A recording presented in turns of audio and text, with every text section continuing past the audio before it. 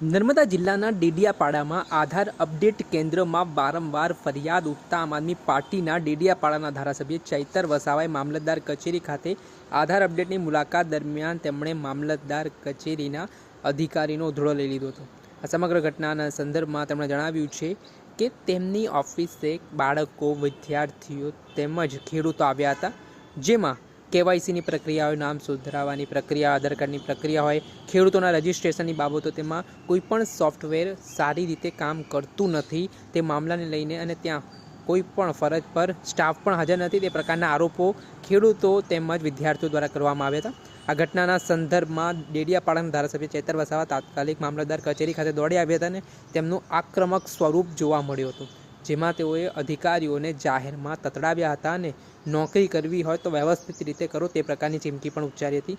સાથે જ તેમણે ચીમકી ઉચ્ચારતા કહ્યું કે જો આગામી સમયમાં આ મામલામાં કોઈ કાર્યવાહી કરવામાં નહીં આવે, યોગ્ય માણસોને મૂકવામાં નહીં આવે તો તેઓ મામલતદાર કચેરીએ તાળાબંધી કરશે। પહેલા તો શું કર્યા છે ધારાસભ્ય ચૈતર વસાવા તે સાંભળી લો। બધા ધંધા ખોલે છે તો પૂરી સેન્ટરો પર પૂરા ઉભા કરો ને।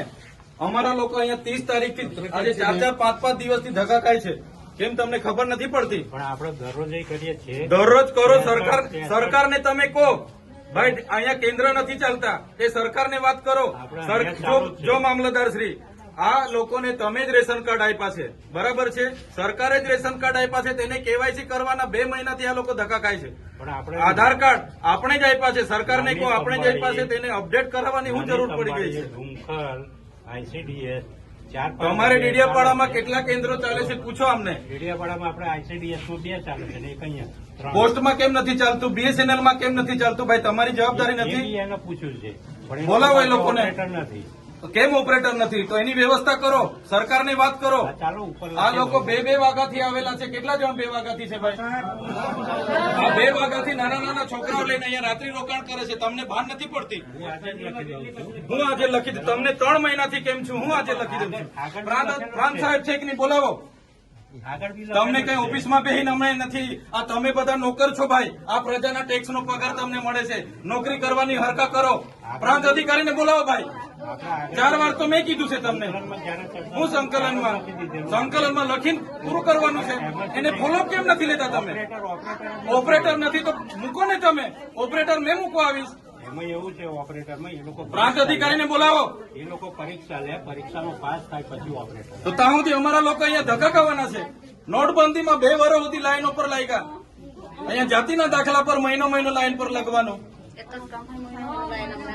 કીધું કામ કરવાનું હોય ને તો કરો, નહીં તો ચાલતી પકડ તાળા મારી દઈએ અમે તમારી મામલતદાર કચેરીને, બંધ કરી દો। આ 29-30 તારીખના લોકો છે, 30 તારીખથી કોણ આવે છે ભાઈ? આ બધા 4-5 દિવસથી આવે, તમને ભાન નથી પડતી? પ્રાંતશ્રી અહીંયા વ્યવસ્થા કરવાના તો હરકા કરો।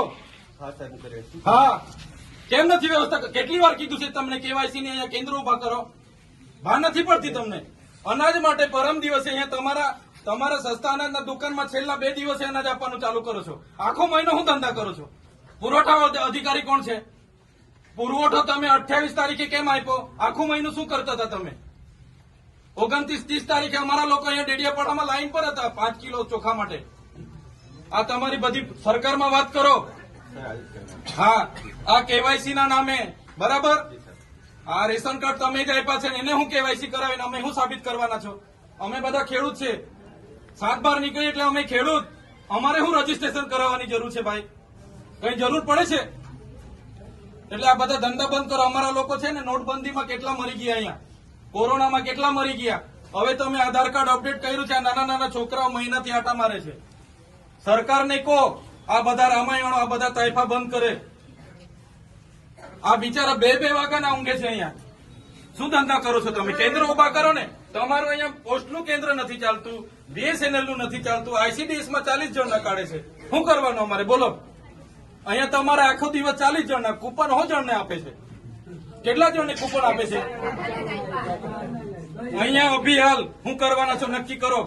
કલેક્ટરને બી ફોન કરું છું, બાકી તાળા મારી દઈએ હમણાં તમારી પ્રાંતને બી, મામલતદારને બી બંધ કરી દો। સર્વર નહીં ચાલતું હોય, ફરવર નહીં ચાલતું હોય તો કેવું ને સરકારને? અમારા કાર્યાલય પર અહીંના ખેડૂત આગેવાનો, બાળકો અને વાલીઓ હમણાં આવ્યા અને એમણે કીધું કે જે કેવાયસીની પ્રક્રિયા છે, આધાર કાર્ડ અપડેટની પ્રક્રિયા છે, નામ સુધારવાની પ્રક્રિયા છે અને ખેડૂત રજીસ્ટરની પ્રક્રિયા છે, અહીંયા કોઈ પણ સોફ્ટવેર ચાલતું નથી, નથી ઓપરેટરો કે નથી કંઈ, માત્ર ડેડિયાપાડા તાલુકા ખાતે એક કેન્દ્ર ચાલે છે અને અહીંયા 500 લોકો 2-3 વાગ્યાના આવીને અહીંયા રાત્રિ રોકાણ કરે છે. કેટલાક લોકો 4-4, 3-3 દિવસના અહીંયા આટા મારે છે. ત્યારે અમે સરકારને કહેવા માંગીએ છીએ, આગળ એમણે આધાર કાર્ડ અપડેટની પ્રક્રિયા ચાલુ કરી, થોડા 1 મહિના પહેલા રેશન કાર્ડ કેવાયસીની પ્રક્રિયા ચાલુ કરી, હમણાં ખેડૂત રજીસ્ટરની પ્રક્રિયા ચાલુ કરી છે. તો જે પણ સરકાર કરવા માંગે છે એના માટે પહેલા પૂરતા સાધનોની વ્યવસ્થા કરે, પૂરતા સ્ટાફની વ્યવસ્થા કરે અને પછી જાહેરાત કરે તો અમારા લોકો સમયે આવીને કરાવી જાય. હવે છેલ્લા 6 મહિનાથી અહીંના લોકોએ આટા ફેરા મારીને થાકી ગયા છે આધાર કાર્ડ અપડેટમાં, રેશન કાર્ડ કેવાયસીમાં અને ખેડૂત રજીસ્ટ્રેશનમાં. તો આ શું સાબિત કરવા માંગે છે સરકાર? આધાર કાર્ડ પણ એમણે જ આપ્યા છે, રેશન કાર્ડ પણ એમણે જ આપ્યા છે અને જે ખેડૂત છે એમના કટિયા છે તો એને શું રજીસ્ટ્રેશન કરાવીને શું કરવા માંગે છે? એટલા માટે સરકારને કહીએ છીએ, 2 વર્ષ નોટબંધીમાં અમારા લોકોએ લાઈનો પણ કાઢી છે, 2 વર્ષ કોરોનામાં સોશિયલ ડિસ્ટન્સમાં 2 વર્ષ નીકળી ગયા છે. આજે અનાજ માટે છેલ્લા 2 દિવસે વિતરણ થાય એમાં અડધા લોકો રહી જાય છે. તો આવી બધી સમસ્યાઓ છે.